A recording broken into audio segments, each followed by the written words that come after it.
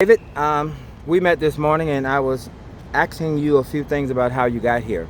Number one, you have disability, correct? Yes, And you lost your license and ID, right? yes, But you have money that is going to a bank account every month, right? yes, So if you had your ID, you could get back into your account, and for the last 4 months, your money has been accruing and compounding in a bank account, right? yes.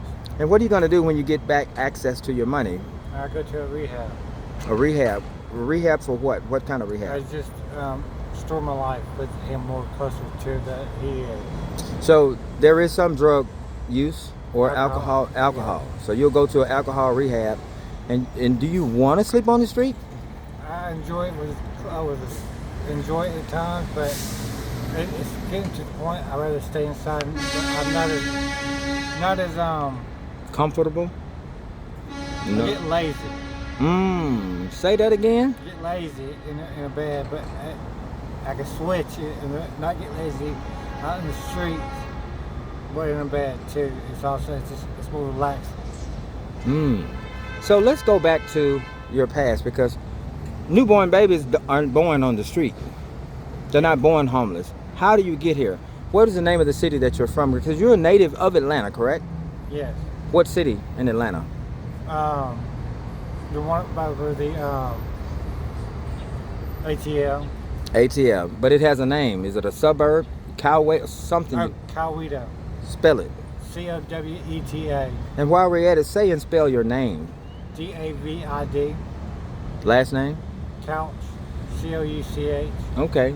So you've slept on many a couches. Yes, and your I name have. is Couch. Yeah. Oh, the irony. So you were raised by your grandparents primarily? Yes.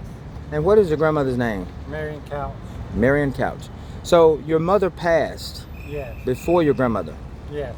How old was she when she passed? 42, 52. What happened?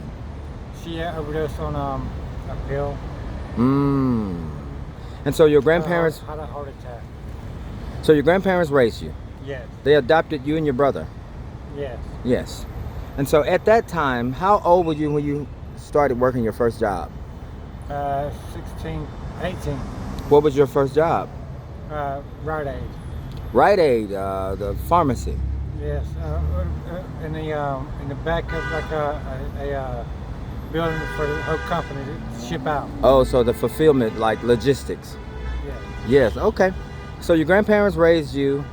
When did you first started doing lawn service? Because that's probably what you did for the most of your professional career. Yes. Yes. How old were you when you started that? Maybe about 25 less. And you're how old now? 36. 36. So you've been on the streets of Atlanta for how many years? 6 to 8 years. 6 to 8 years. What happened that caused you to end up on the street 6 to 8 years ago? I chose to when I lost my grandmother. It wasn't with her. So your grandmother died. So you were staying with your grandmother, Yes. and your grandmother wanted to downsize her house after her husband died, as many people do, correct? Yes. And she went into an assisted living facility.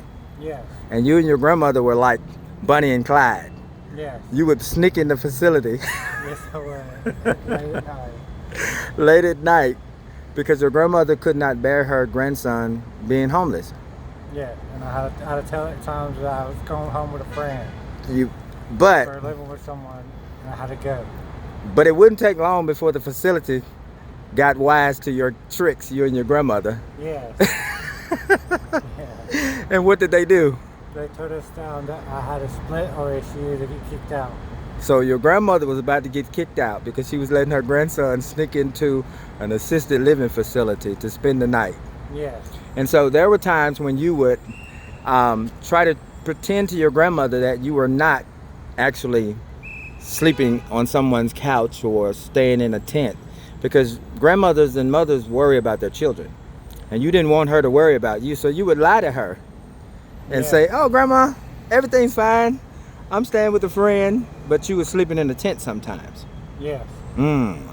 So you and your grandmother were very close. Yes, we were. So when your grandmother passed, They moved her from the assisted living facility to a hospice. To another one. To a More maintained. Like a hospice, maintain more control. more control. So you couldn't get in, basically. Yes. And then it was further away. Yes. So your best friend was your grandmother, is that safe to say? Yes. And toward the end of her life, you could not see her Yes. because you couldn't get to her. It was far. And the controlled access, you couldn't really visit as much because the rules were more strict on that facility. Yes. So this began the process of you with her death. What effect did it have on you? Did it have no effect? Did it break you? What did it do? It just makes me more endurance with her, knowing that she's moved on, went somewhere. Say that again. Moved on, that she went somewhere. So how did it affect you? Depressed, angry at times when I couldn't speak to her, in prayer.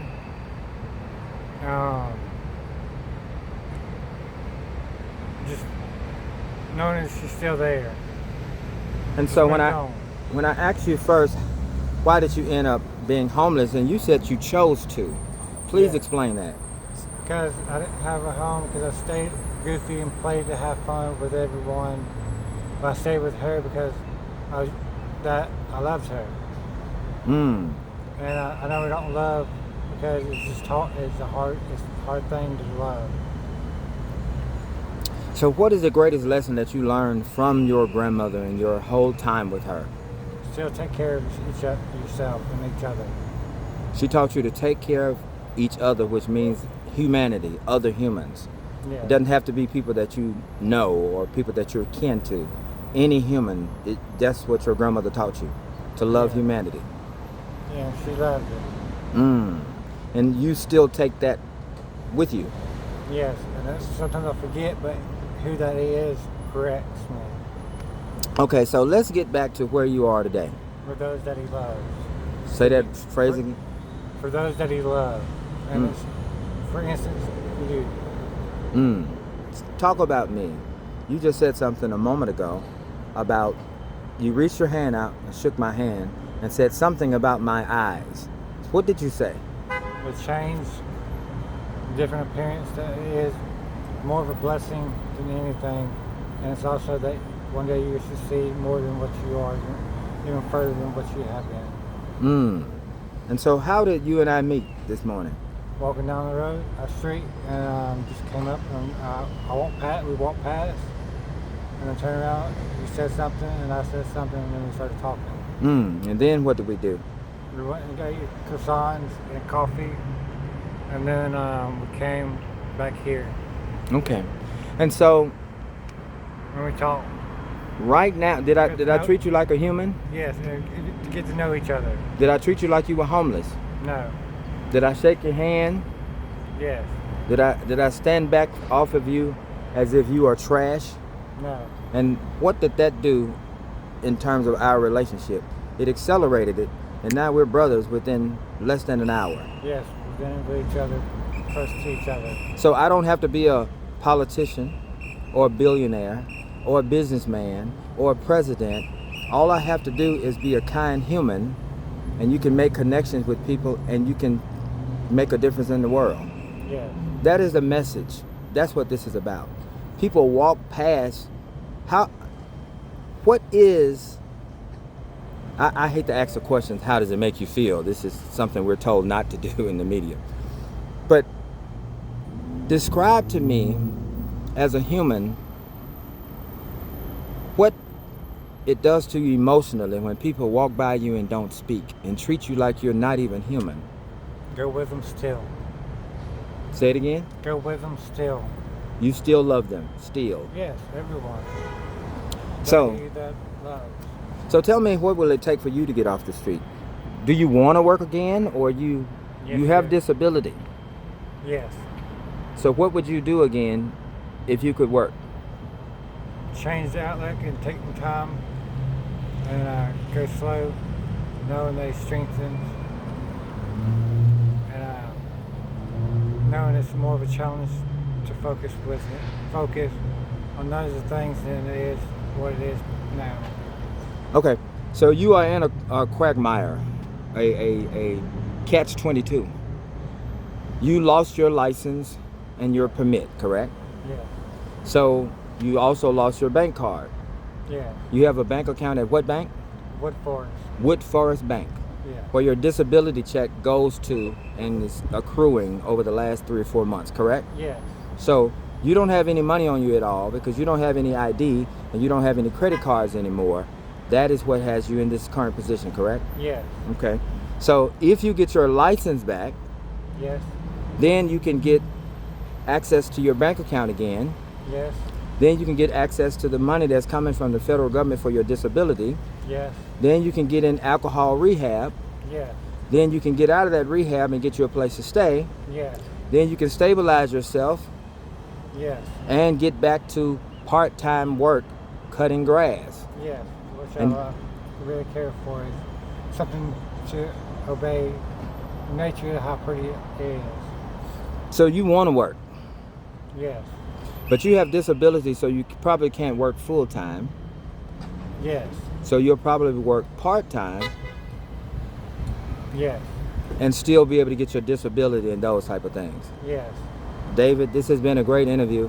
I'm gonna close this out with leaving this rolling, and if there is anything that you want to say at all, of any question that I didn't ask you, really in honor of Marianne, your grandmother, this is your time. Step out in faith. Your life will change. So that was very short, so I'll just I'll stay there, but it's very powerful.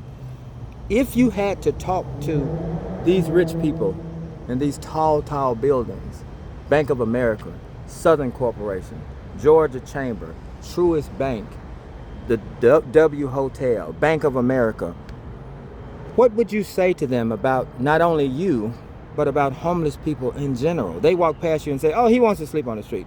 Oh, they're lazy. Oh, they're on drugs. They should just die.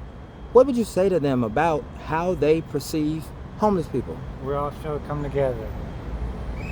All right. What would you say to the mayor who runs this city, who may not know what to do to fix this problem? If you could say one thing to him, what would you say? Still come together. So that is going to be your recurring theme through the whole thing. Still come together.